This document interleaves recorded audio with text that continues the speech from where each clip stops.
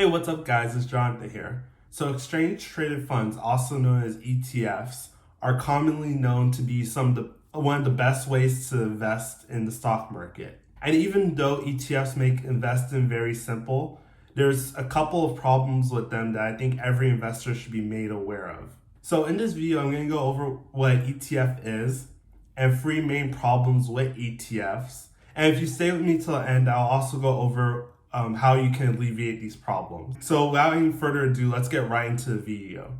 But before we do, I just have one favor to ask you. May you please go down below and hit the like button for the YouTube algorithm. It greatly helps the channel grow, and it also helps get this video pushed out to as many people as possible.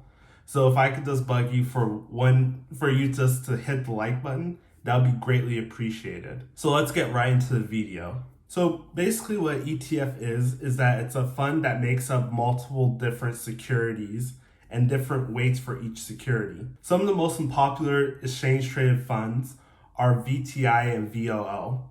And the basis of those two index funds is to track the S&P 500. These can be really great if you just want a very simple and basic investment vehicle.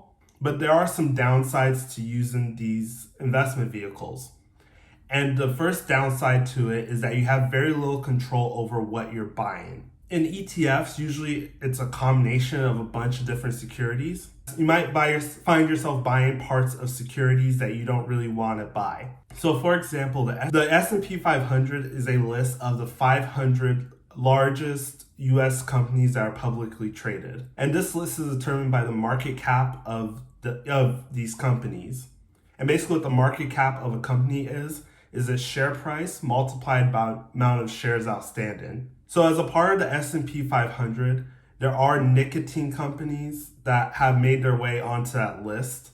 And there also is a lot of pharmaceuticals and a lot of larger tech companies on that list as well. There also are some utility companies and travel companies as well on this list. And the problem with this is that even though most of these industries can be very stable, the problem with them is that this may not be necessarily the best place to invest your money, because a lot of growth in a lot of these companies have already been realized, and most of these companies are kind of just operating on a day-to-day basis, and they don't really have too much growth potential to them anymore. And even in some cases, some of these companies could already be on their way heading towards bankruptcy, at least in my opinion. With millennials taking over the economy, I don't really think nicotine companies are going to fare very well in an environment like that. So a lot of these companies can have little to no growth potential and may even be facing bankruptcy, unless if they pivot their business model. And also another downside, you can't control how each company is weighted in an index fund.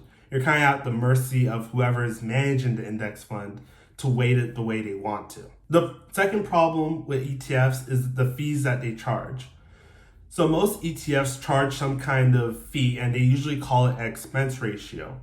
And these expense ratios are usually about less than 1%. And even though 1% doesn't seem like a lot of money, if you were to look at any portfolio that has a 1% fee, over 30 years, that could cost you almost about 25% in gains. And that's just due to compounding. That 1% fee in a $2 million portfolio could cost you almost $500,000. Even though the fees on these ETFs seem very small, they can really add up, and they could really hurt the performance of your portfolio over a long period of time. The third problem with ETFs is that a lot of people think that ETFs, especially ETFs that track indexes like the S&P 500 or NASDAQ, will actually have lower returns compared to the past. This kind of ties into the first problem that I was talking about. The way most experts see this, including Kathy Wood, who is the chief investment officer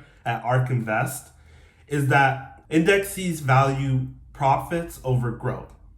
And most of the growth that we're seeing currently is not necessarily in companies that are profitable. And she expects that most of the growth that we'll see in the market aren't going to come from companies that are profitable right now, but companies are actually not profitable now, but will be profitable in the future due to the large innovations we're making in technology. And to give you an example of like some of the top 5 holdings of the S&P 500, the top 5 companies are Apple, Microsoft, Amazon, Facebook, and Google.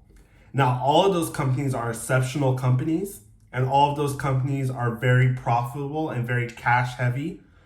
But in all honesty, these companies aren't really expected to grow significantly over the next couple of years.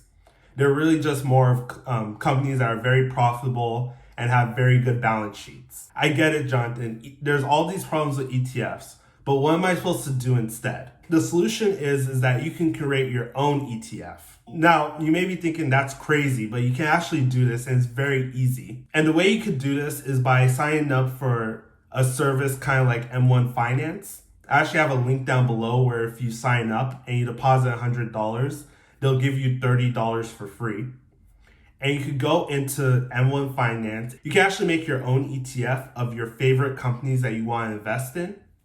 And you can adjust the percentages of each company. So for example, let's say that out of those 5 companies I mentioned, Apple, Microsoft, Amazon, Facebook, and Google, you don't want to invest in Google, but you want to invest in the other 4 companies. Well, you can actually make a pie on there with only the first 4 companies and leave Google out of the picture. And you could do this completely for free. M1 Finance, for their basic services, they don't charge you anything. So it could be a really good tool to use that may be a lot better for your investment style versus an ETF. So even though ETFs are a really awesome way to get started investing, I don't think it's necessarily the best thing to use in the long term.